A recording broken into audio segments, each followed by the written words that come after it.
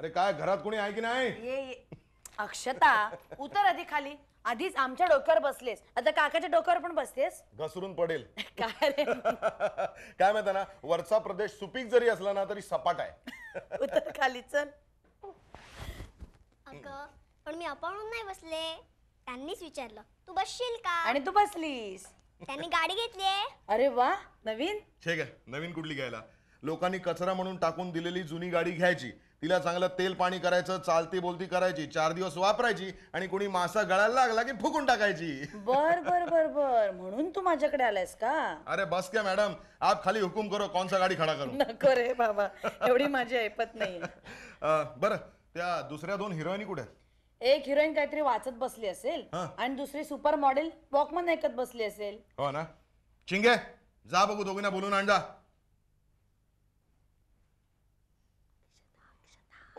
Sorry sorry sorry, चुकलो अक्षता madam, चुकलो. माय भवानी, अगं या गरीब लेकराला क्षमा कराल का? तुमच्या 2 तायांना बोलून आणाल का प्लीज? आणते. तू बस बघू आधी.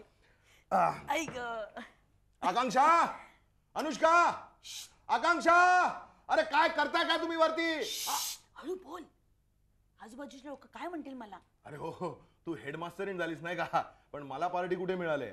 अर्थात तुझ्याकडे पार्टी म्हणून काय उपयोग आहे? मला पाहिजे ते थोडीच मिळणार आहे. हाय. हाय, एक मिनिट. हे घ्या पेढे घ्या, पेढे घ्या, पेढे. बसले?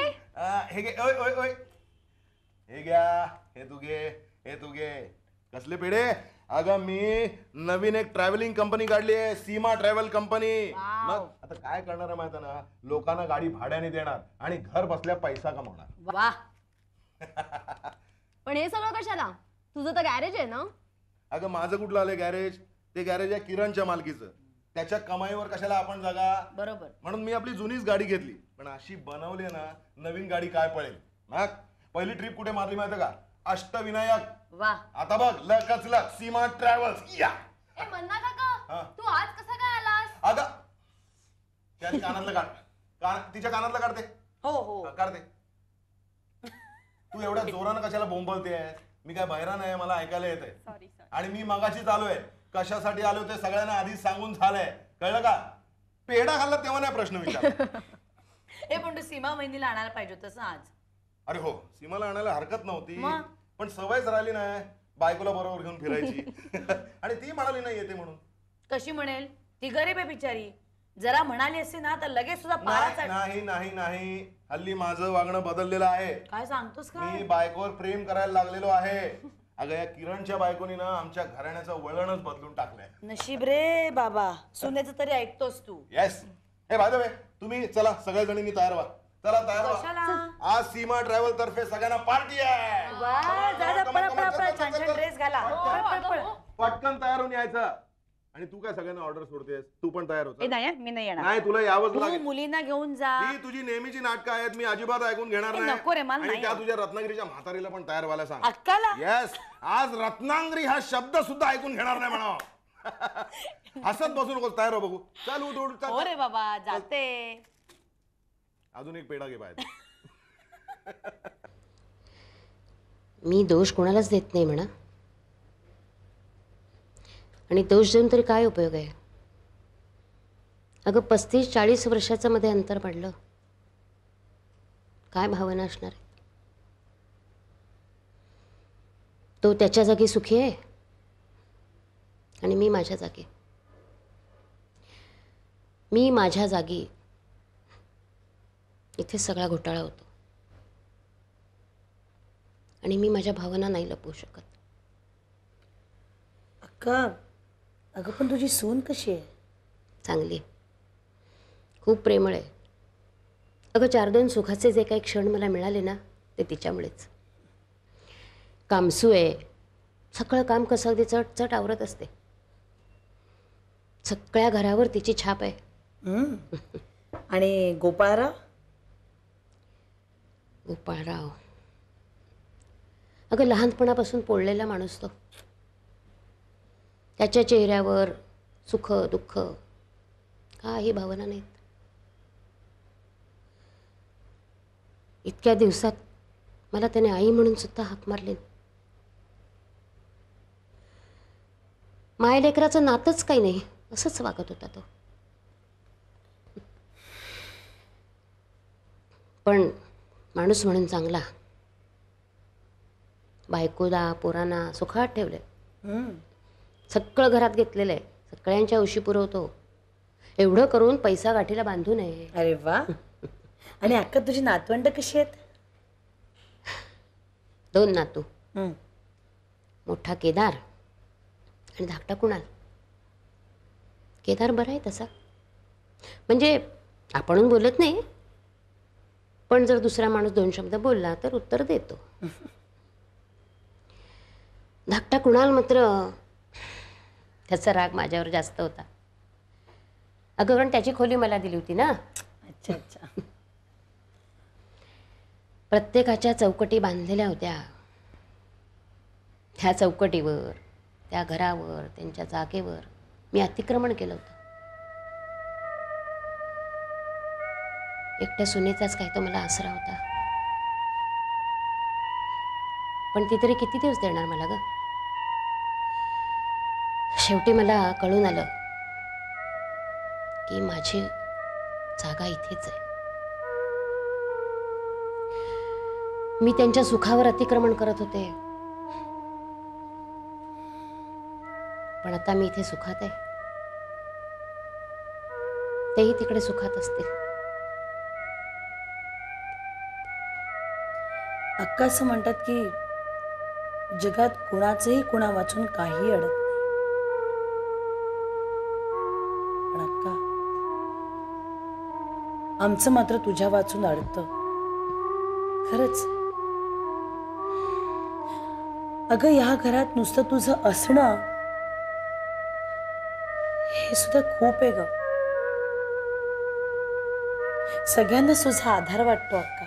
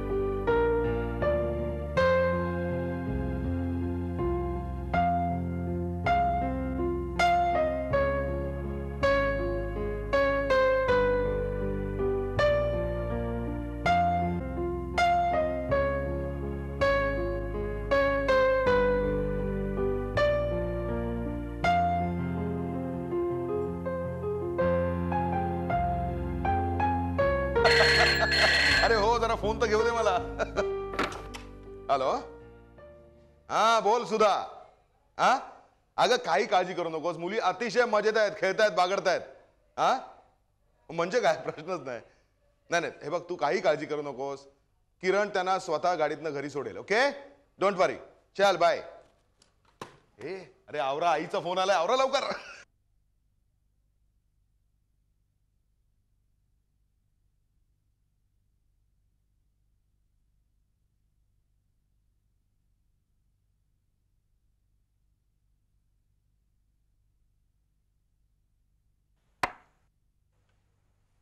Manager, hey manager, come here, come here. Yes ma'am. अरे इकडून आला. Repeat repeat. प्लीज मैम, बहुत हो गया. अब आप घर जाइए. मैं आपके घर पे फोन किए देता हूँ. पर्सला काय हात लावतो? पैसे चोरणार? पैसे चोरले तर मग मी दारू कशी पिणार? पैसे नाही चोरायचे. एक लार्ज आणायचा. गो.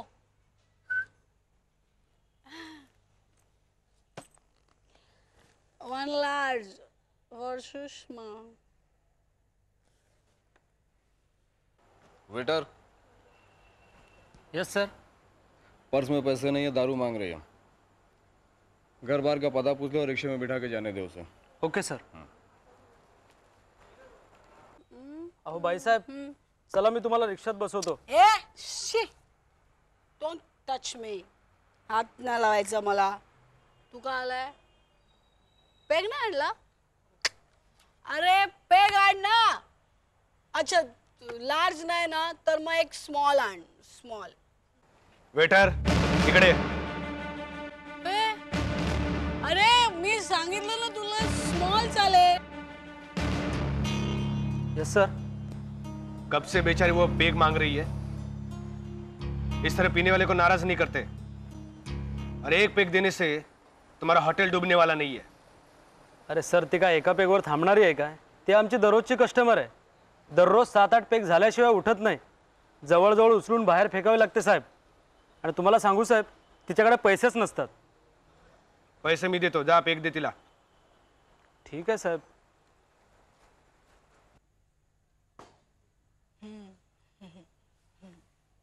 थँक्यू. मंडळ आभारी आहे.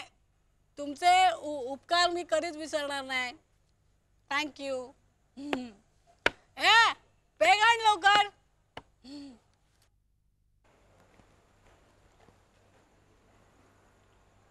फिक्र मत करिए सर, वो बराबर वसूल करेगा. इस माल दिया है ना, लॉर्ज वसूल करेगा. कहाँ कहाँ से मिल जाते साले को पता नहीं.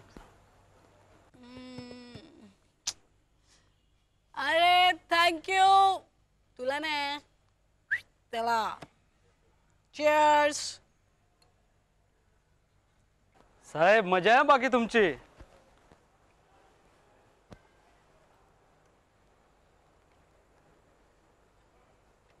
असं कधी कोणाशी बोलायचं नाही. कशाला बोलबचन फाडताय साहेब? कोण लागते तुमची? ती बहीण लागते काय? अरे त्या बेवडीवर तुम्हाला एवढंच प्रेम आहे तर घेऊन जा.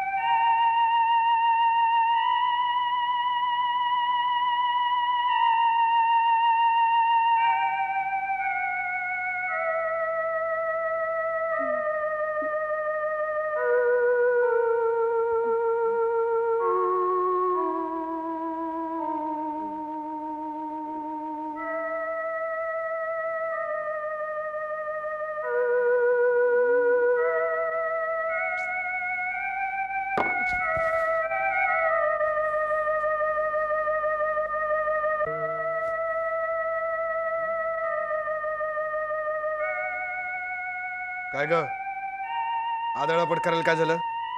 ए तू कोण रे मला विचारणारा?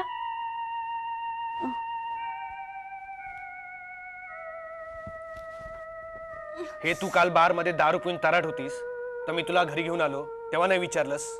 आता उलट सुलट बोलू नको नाही तर थोबाड फोडीन तुझं. ए चले सनी. सनी नाही, सूर्यभान, मेजर सूर्यभान चौधरी.